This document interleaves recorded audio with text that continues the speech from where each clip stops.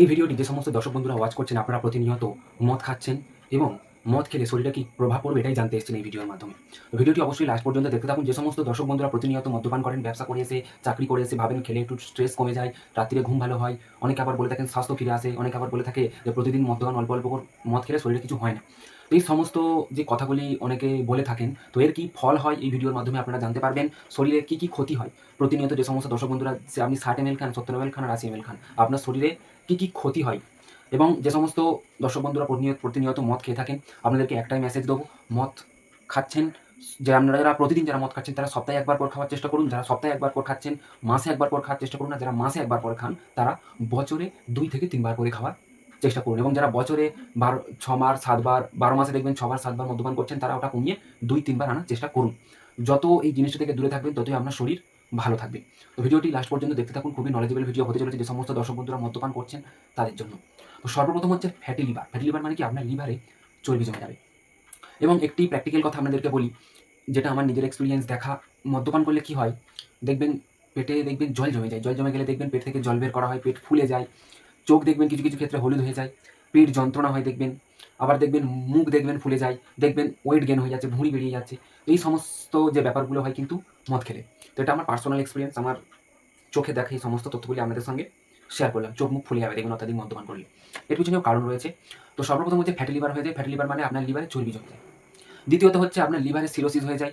তৃতীয়ত হচ্ছে স্মৃতিশক্তি হ্রাস পায়, মানে আপনি ভুলে যাবেন। ধরুন একটা কথা আপনাদেরকে বলল, ওই কথা যদি কালকে জিজ্ঞেস করা হয় ভুলে যাবেন। আমরা যদি পড়াশোনা করেন বা কোনো চাকরি করেন, কোনো হিসাব নিকাশ করেন, আপনার যদি আজকের হিসাবটা করেন কালকে আপনি ভুলে যাবেন বেশি মদ্যপান করলে।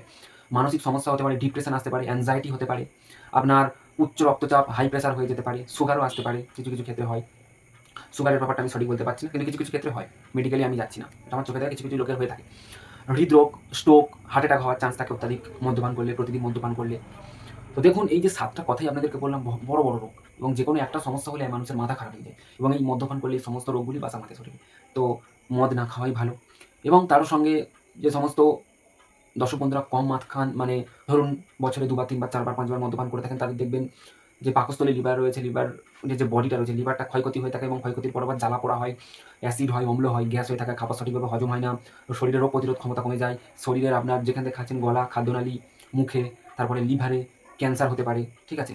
তো এই সমস্যাগুলি কিন্তু হয়ে থাকে। যেটা আপনাদেরকে বলছিলাম, লিভার সিরোসিস বলতে আপনার লিভারে ঘা হতে পারে, ঠিক আছে?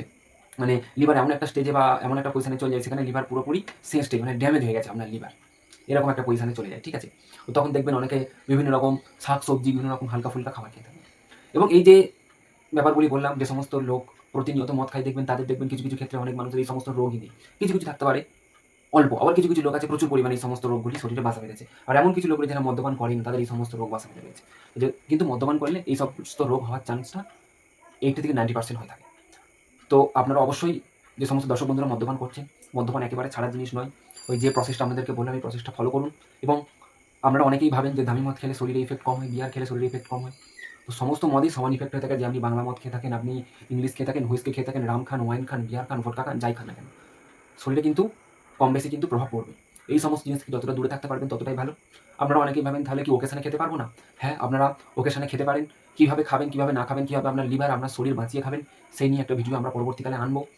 তো এই ভিডিওটি এই পর্যন্তই থাকবে, এবং আমরা আমাদের প্রীতম 2.0 ইউটিউব চ্যানেলে এই হেলথের সঙ্গে আমরা ওয়েলথ রিলেটেড, ইনভেস্টমেন্ট রিলেটেড কিছু ভিডিও আনার চেষ্টা করবো। তো আপনারা যদি ইন্টারেস্টেড থাকেন অবশ্যই আমাদের চ্যানেল সাবস্ক্রাইব করে রাখতে পারেন, এবং এই ভিডিওটি ভালো লেগে থাকলে লাইক করবেন। এবং হেলথ রিলেটেড বা ওয়েলথ রিলেটেড যদি কোনো আপনাদের প্রশ্ন থাকে কমেন্ট করে জানাতে পারেন, আমরা নেক্সট ভিডিও বানিয়ে দেবো ওই নিয়ে। ধন্যবাদ।